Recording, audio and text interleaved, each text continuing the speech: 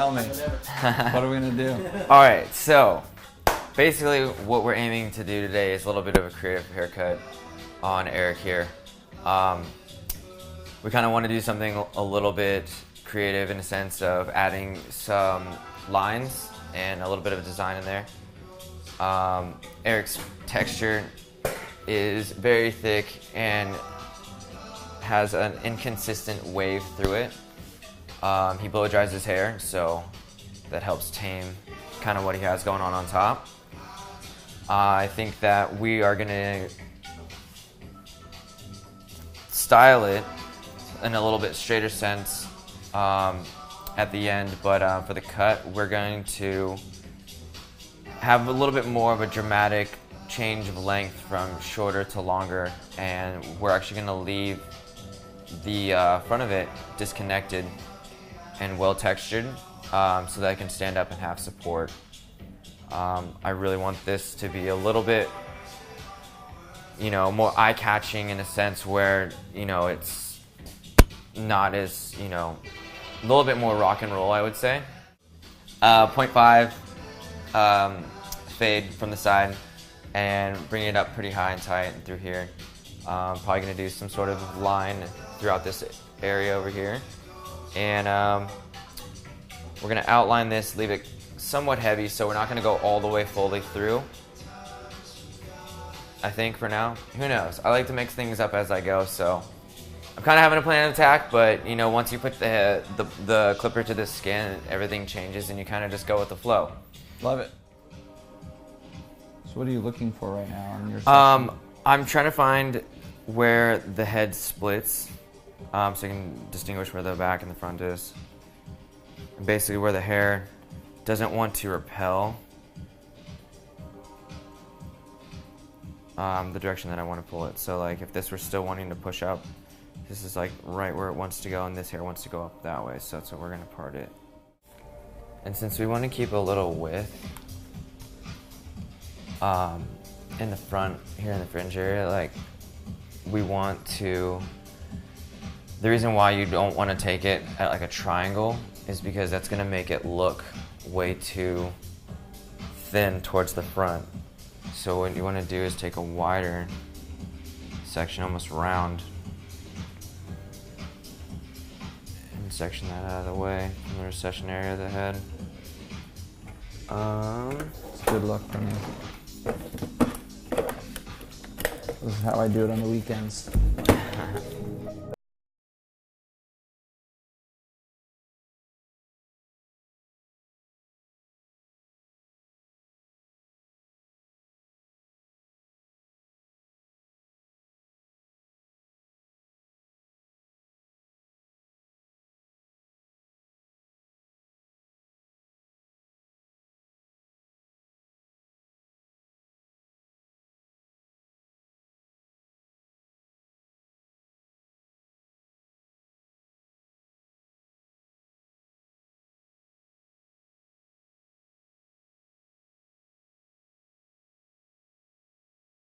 Like you want to look like when you're doing any sort of outlines or any designs or anything at all, it's like you want to step back and you want to look at the features that he has on his head and where this line is going to go bam straight underneath his chin.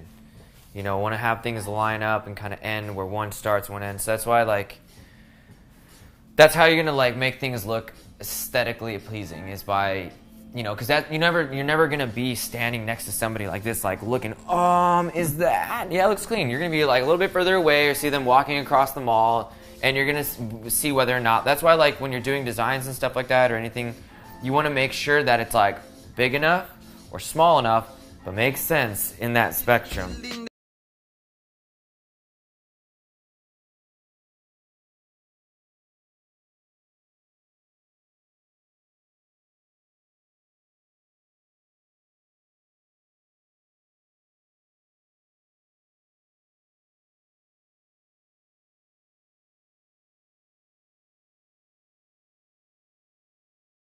Going on the corner and just sliding it up a little bit just to get a faint line in there.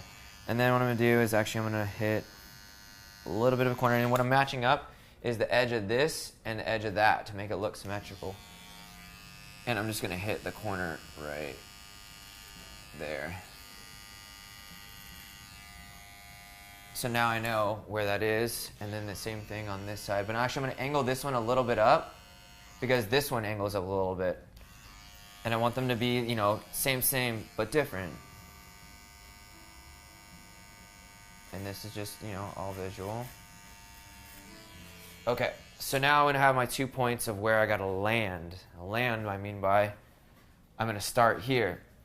And I see people do this all the time where they try to do a line. You know, what you gotta do is you gotta step back and you need to really see kind of how this is gonna go. Also, really good rule of thumb after doing this 100 million times is you always wanna kind of go, you always wanna use the corner of the blade and really taking consciousness about the fact that the head's round. And if you don't curve that line enough, like if you don't go high enough and drop it down, your line every time will look straight, and it'll look straight, and it'll look straight, and it won't have that nice, sexy curve on the side of the head. This is a curved object, so you have to be aware of the fact that it's going to be curved. And also, there's a natural curve because of the ear, right? So isn't that a lot of it changes shape this way? So that's the thing, is like your head changes shape this way, round, and it's also round this way. So being aware of those things will help, you know, make these lines that you want to design on people. And that's why when you take your picture after, you want to make sure, you know, you want it to look as best as it possibly can. So this is like, you know, this is hard part, easy part, and now you just got to figure out where you want your line to start. So also too is like, it's easy if you just start with it off and kind of draw. Because if I start like this and I go boom, first line like that, done. It's gonna go too flat. Really, yeah, it's gonna go really too flat. And what I need to do is I need his to land here. So to make that nice curve, it's got to go a little bit higher. Boom, so it drops really nicely. And I have to do 2 of them, so that's gonna be like the hard, consistent part that. But so I'm gonna start one way, and then I might, you know, go back the other way to kind of meet it. I don't know. I like to experiment as far as, like, you know, seeing what works at this moment. And then also too, you kind of draw it with your eye. So if I see this here, kind of find a line and a path to follow. Even draw it with your finger a little bit. Just get it in there and then go. Because, you know, if you don't consciously think about this and you do the same thing you did last time, it's gonna come out like the same time you did last time. You got to do something different to get a different result.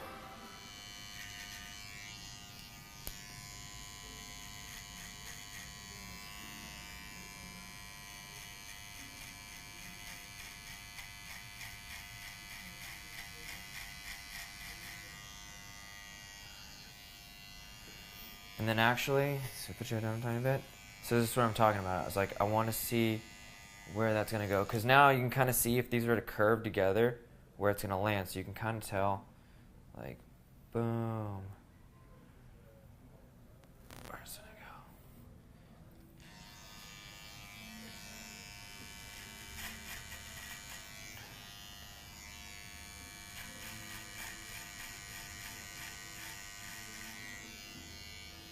Okay, and now since I got far enough away, or far enough that way, I'm gonna kind of, probably gonna,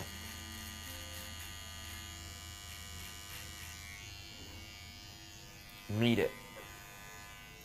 Cause like, you know, you're working on a pivot of like a circle, and it's almost like doing a haircut. You know, you got like first section, then you get another section. You got to use your guidelines.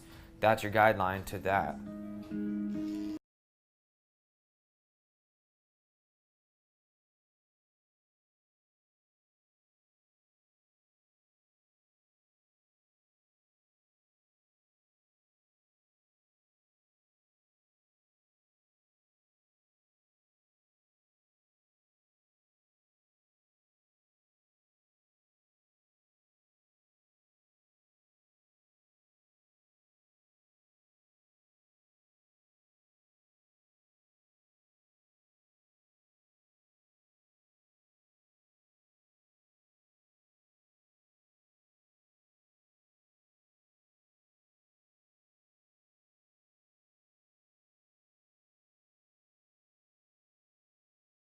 It's a texture spray, not a saltwater spray. It's got different components in it that leave the hair with grip, but not too much tackiness. So that way you can still get your fingers through it. Now I'm basically just gonna start flat wrapping around his head. The reason why I was pulling it forward first is because Eric has really wavy hair. For this particular style, what I want to try and achieve is kind of have it a little bit straighter, straight as possible, if you will. So I'm gonna work the hair back and forth and try to get it, as clean and straight as I possibly can, just because that's the effect I'm going for. He's got a really nice wave in there, but for this style and today, I want to kind of pull that out. Flat wrapping around the head.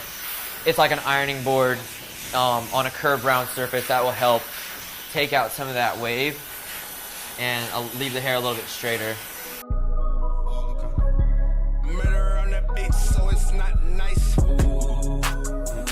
For this life I cannot change. So it looks like you're using the edge of the brush to grab. Yeah, so And you then want to you pull push up. in a little bit and then twist like you're turning a page in a book. And that will help grip the hair. Because you want the tension, right? I want tension. I got my heat, I got my tension. But for clients, we've found through recent studies that it's kind of tough to do that on yourself of, getting that angle. I mean, I've been doing this for 10 years, so I know how to do it. But for clients, it's a little bit more difficult. That's why it's almost easier, like I said in the beginning, was to use your head as a ironing board and over direct it. So if I want this side to be really up and high and poofy on that side, I'm gonna go the opposite direction and tell the hair to live that way. And then I'm like, psych, you're going the opposite direction. And that creates lift. In the hills, deep off in the main. Eminem, sweet like candy. And as you work towards the front, you want to over direct just a tiny bit, because what you're aiming to do for the front, it's creating a full balanced silhouette. Because if you don't over direct it and you push everything back and you push everything back, if that's the effect that you're going for, if slicking everything back, which I don't want to do yet, I'm gonna actually have it standing up for the shoot. It's gonna look like he was running 500 miles an hour and all of his hair just blown back. And then, it makes his face look really long this way. So aesthetically, we need to fill in a little bit of this empty space right here, and that's what we'll achieve by over directing the hair.